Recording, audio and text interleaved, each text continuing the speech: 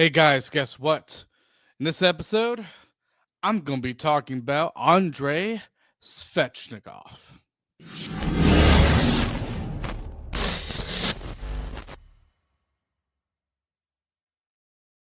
So, welcome back for another episode. And in this episode, I guess you could say this is a bit of a pr- player profile type of episode. But I do want to talk about Andrei Svechnikov here. But first things first, remember, I have a great partnership with SeatGeek. You get $20 off of your first purchase if you use promo code Caniac Report. Great way to save money on some tickets, whether you're going to a live concert or a comedy show. So, just again, a great deal to help save some money there. So, Andrei Svechnikov.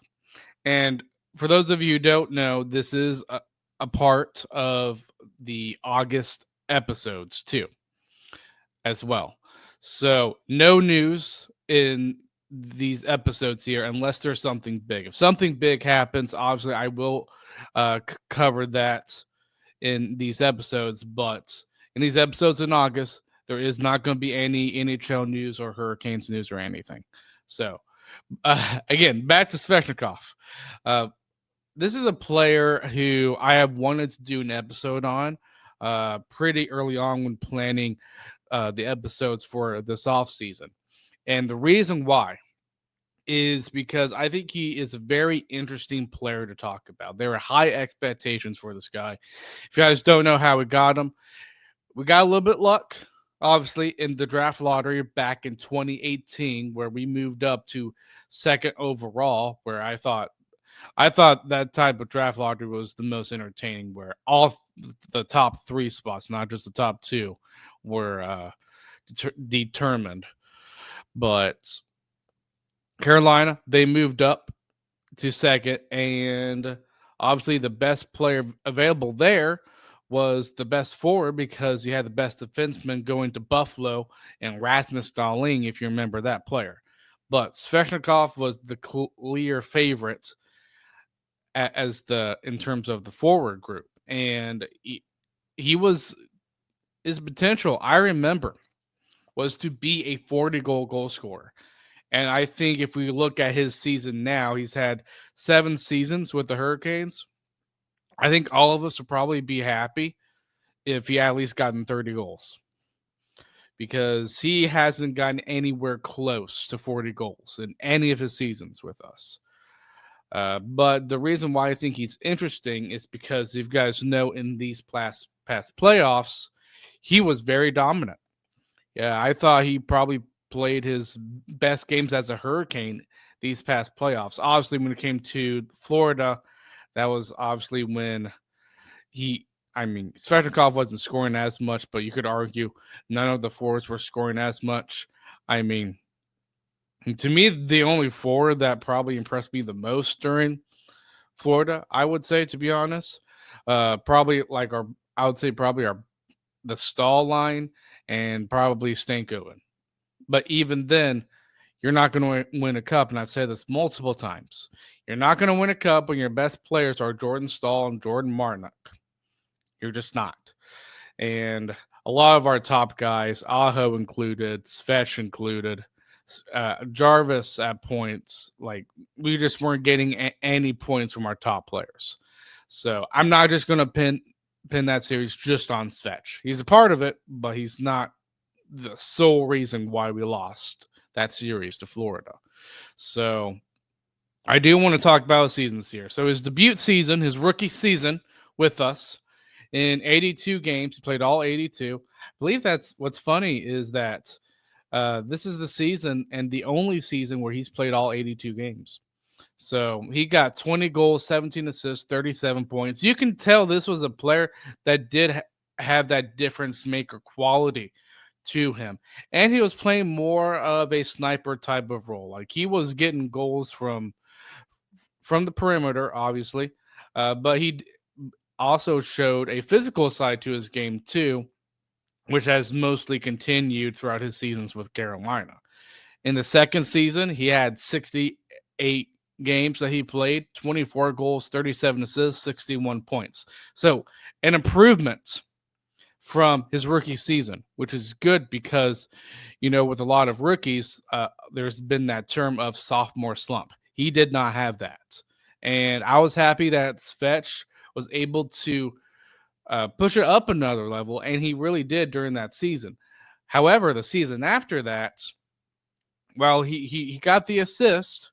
He didn't really get the goals. Again, this is a guy projected to get 40 goals. And I don't think any of us can see this guy scoring 40 goals anymore. So in 55 games, this was, I believe, the shortened season right here. 15 goals, 27 assists, 42 points. So yeah, a drop off in his third season. And then in his fourth season, though, he kind of bounced back.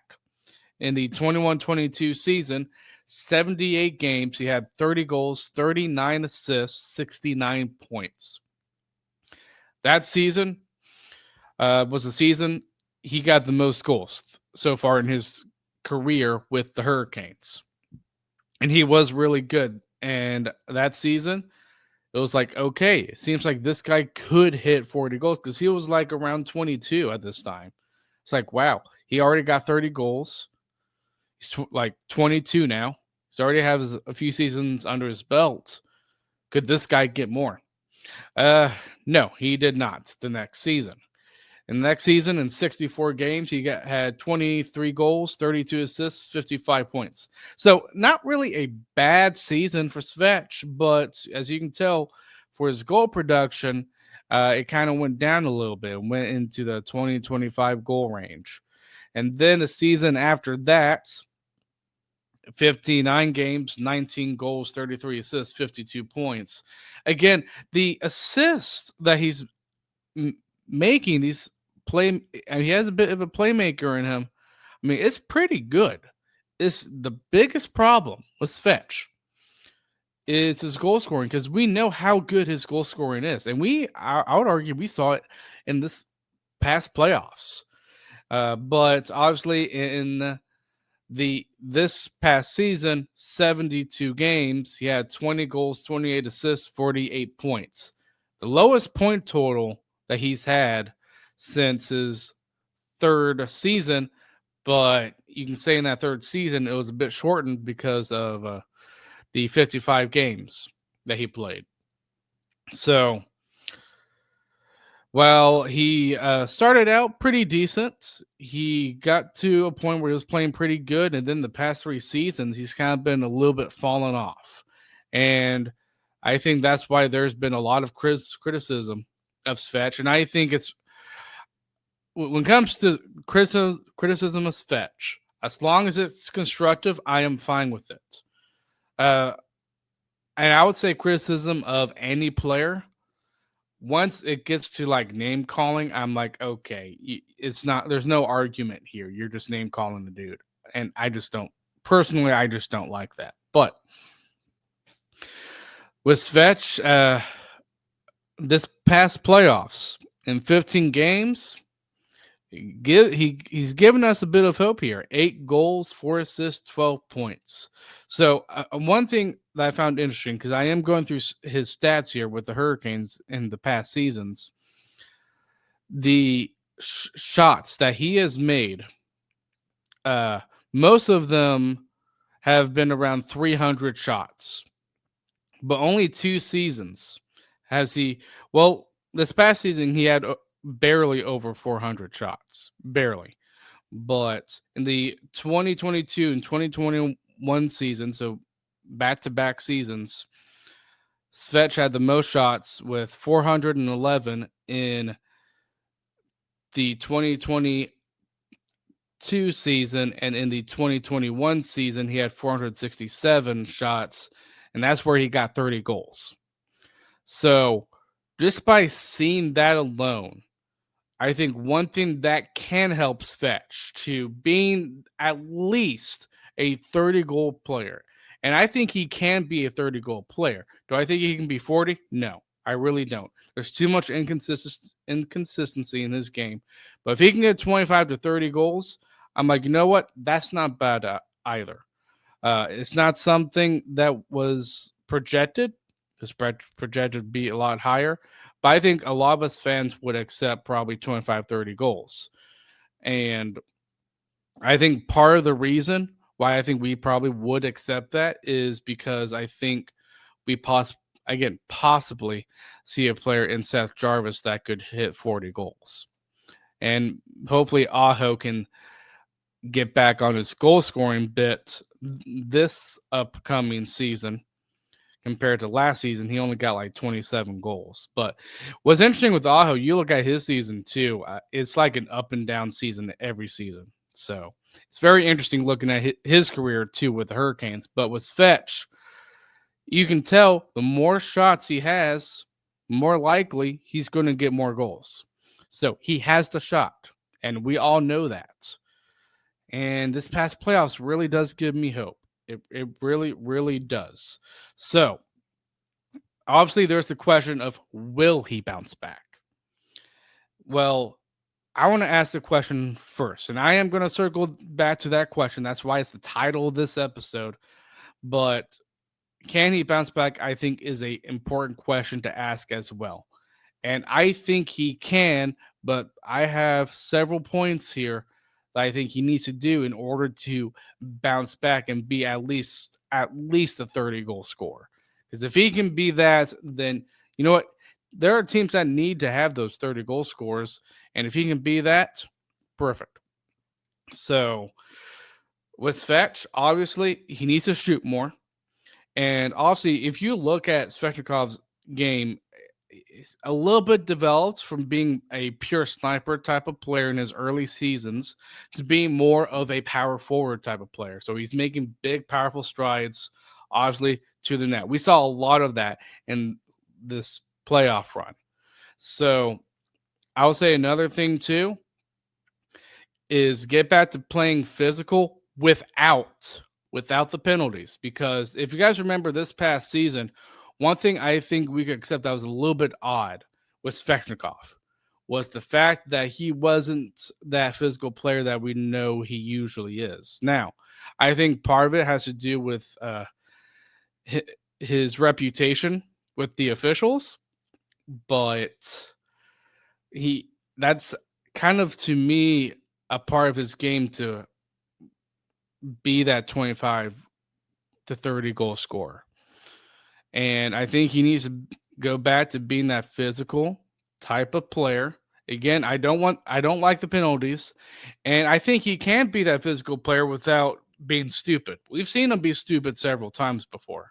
So if he can just limit those stupid penalties and be physical the right way, then I think that's when we know that he's going to be a good player. We obviously, I think, have seen that glimpses this past season where when he does become physical, he does become a good, impactful player in the game. And I will say this, my definition of being an impactful player does not mean that you score goals. It just means that you're doing the other things for possibly other players to score goals as well. Now, it helps to score goals and be impactful, but I do believe you can be impactful and not score goals as long as you're helping the other players and helping driving play that results in goals. So, uh, another thing too, again, I think be more of that power forward type of player that he's transformed into. Instead of being a perimeter player, I do not want perimeter Andrei Svechnikov. This is a big guy. He is like I believe he's 6'2" or 6'3". He can get into the dirty areas and possibly nudge off some of that physicalness from the opposition. So the next thing, I think part of Svechnikov getting back to that form of maybe getting 30 goals, being smarter with the puck. Because there have been sometimes he's not like at a Martin Necas type of level of turning the puck over. Because Necas, man, ooh, I remember when he turned the puck over nonstop. That was bad. Svechnikov can turn the puck over at times. Now he's generally smart with it, but as you can tell, if he's going to be impactful, he's very smart with the puck. You can tell there are times in this past playoffs. I remember one time, I believe it was against Washington at home. I believe it was might have been game 3 or 4, where he was using his body to protect the puck. It didn't go in, but hit off the post. So that's one way that he obviously needs to be smarter with the puck, is using that big frame of his. And I what's interesting, if you look at his play during the junior ye- during his junior years, he did have a pretty significant power move that he usually does. And it's kind of like what we saw there when he hit the post, but he actually converted because, again, he uses that big frame and that big shot that he has to get past defenders. If he can get to that point like he could during his juniors, I know it's a big leap. I understand that. But if he can get to that point where he can get behind defenders with his big body, and because he's also a very, very good skater, obviously, then I really do think he can hit 30 goals. And again, I think all this translates to his most recent playoff performance this past year. So I think there is a condition, though, and this is a next point I do want to point out, is his line mates. Now, again, I am not using this as an excuse for his performance. Okay, so his recent line mates, I do think this is some discussion here. Again, not trying to excuse his performance, but I do have a list of his past seasons with us of what his line mates mostly consisted of. His first season, he was mainly with Walmart and Martinuk. And that season, I mean, Svechnikov, again, there was no pressure on this dude. Yeah, he was a coveted top rookie, but when, again, I've always viewed rookies the same as any other rookie. Don't rush developments. And I think they did a good job of Svechnikov's development. I really don't see any problem with it, especially on Brendan Moore's side of it. Now, we'll get to the Brendan Moore thing later, but I think the criticism with Brendan Moore when it comes to Svechnikov isn't really deployment issues per se. But his first season was with Walmart and Martinuk. Again, posted 37 points. His second season, if you guys remember, the hated man, Eric Halla and Natchez. And Natchez would become the player throughout his entire career here that he has played with the most, because he's played with Natchez for like 5 seasons, 5, 6 seasons in a row.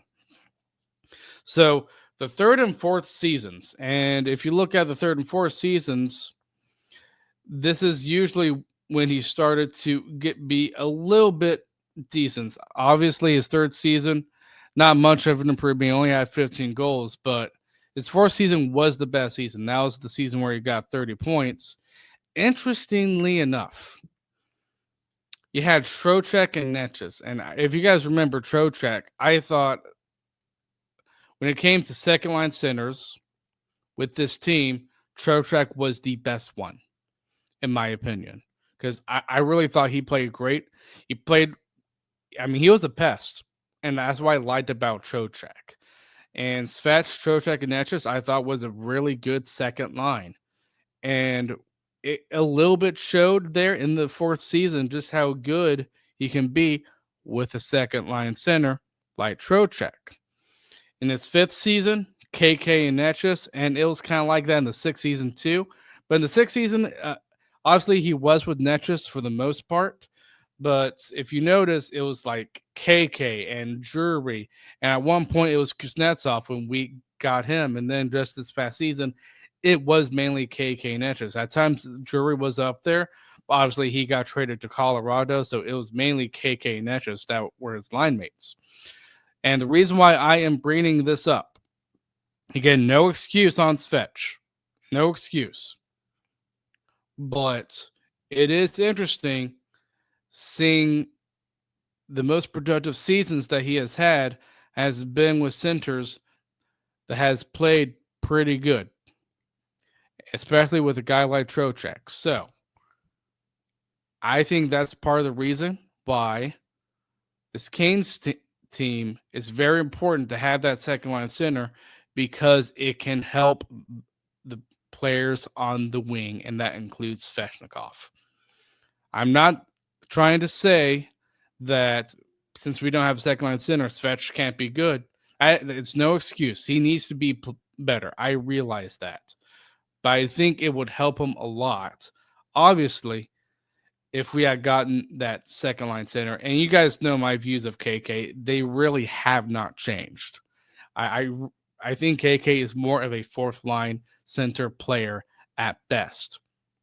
So obviously, will Svechnikov bounce back? There are two viewpoints I want to discuss with this. There's my standpoint, and to me, there's kind of this practical reality type of standpoint. I think if he bounced back this upcoming season, and I would say a bounce back season, a season where he does play good, he at least gets 25 goals.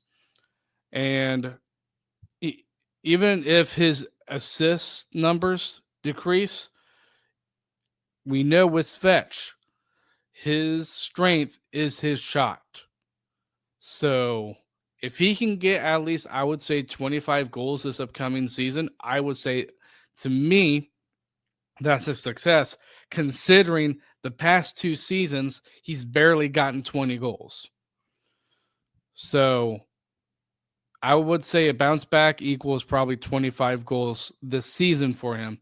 Now, playoffs are very important too because this is a team that needs to win a Stanley Cup soon.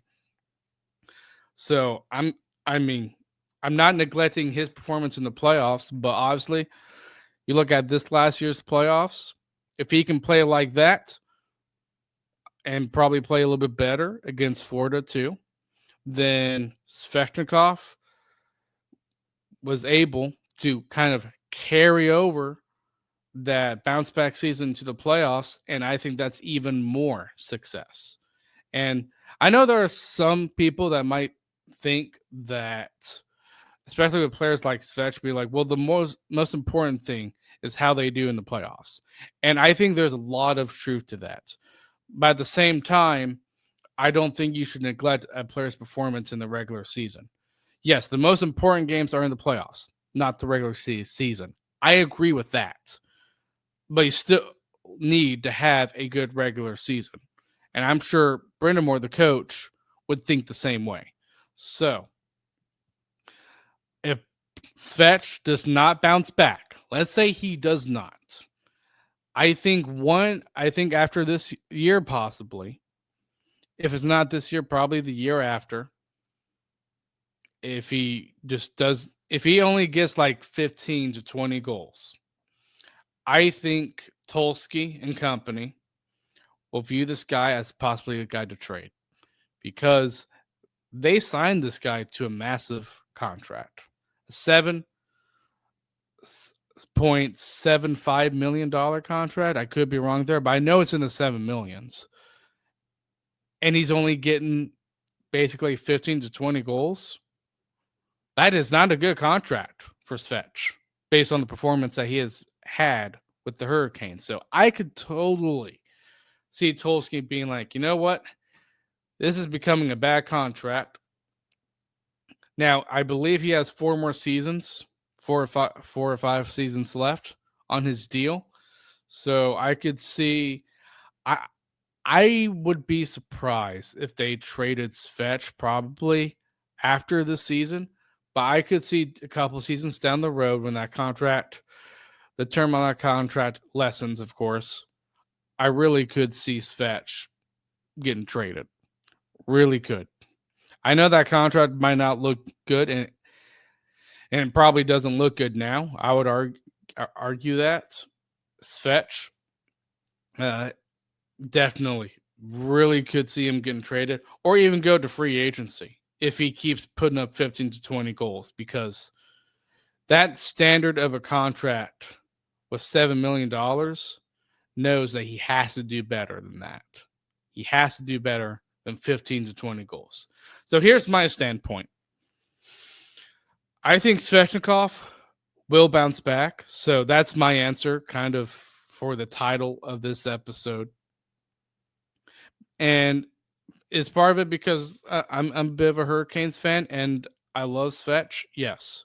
And I think lots of fans. I think Svechnikov is a very popular player. I see lots of fans, and I'm sure you guys listening probably have Svechnikov jerseys. Heck, I'm wearing it right now for this episode.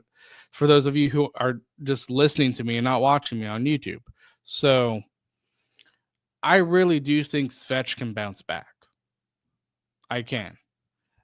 And I probably would not be saying that if, let's say, Svechnikov had a bad playoffs this past season. Like, if he only gotten like 2 goals, then I'd probably be like, yeah, I just don't see Svech becoming even becoming a 30-goal scorer. Because my view on Svechnikov is the fact that you were projected to be a lot better than what you have performing here recently. But this past playoff run, man, he played great. And when the one goal that really impressed me the most, I would say, in this past playoffs was that goal right off the face-off against Washington. I was like, that's what you need to be. You need to be that player. And I know Adam Gold has said this, but I think he's correct. If he can be somewhat of an Eric Cole type of player, he's going to be effective. And I really do think he can be that 25 to 30 goal scorer. And you need those type of players. But with the contract that he has, he cannot have 15 to 20 goals. Just cannot. So Svechnikov, I love the player. I really, really do. But how I feel about him right now on this team is a player that I am mostly frustrated with, probably the most on this team. Aho, I would say it's a minor frustration for Aho with me, but with Svech, it's a huge frustration. Because this is a guy that has all the tools. And he has shown it multiple times. More so than, because I'm going to bring up KK here. Do I think KK has the body to be a second line center? Yes. But he hasn't shown he can be a second line center hardly enough as Svechnikov has shown that he can be a top line goal scorer. So I hope Svech can bounce back, and I think he can, but that's only because of what he has done in this past year's playoffs. So we'll see how he does, obviously, but I thought this was a fun episode to do, and I thought it was a discussion that was kind of needed just because there's lots of conversations surrounding Svech, even on Hurricanes Twitter, because I've seen on Hurricanes Twitter of people thinking that he might get traded. And I'm not in that camp yet of him getting traded, but I wouldn't be surprised if I was in that camp, say, a year from now. So that's it for this episode. Hope you guys enjoyed it. It is a little bit like a player profile, but if I had to pick any player profile, it would have been Svech because there's lots of conversations about Svech. Really is. So I really hope you guys really enjoyed this episode. And I tried to make educated opinions, obviously, when it comes to these players. I don't like name calling because I feel like when you name call, you just lose credibility right there, in my opinion. But it's going to be interesting to see Svech this upcoming season to see how he does. Came out of the playoffs looking really, really good. I hope he can be that 25 to 30 goal scorer. Really, really do. So I will see you guys in the next episode.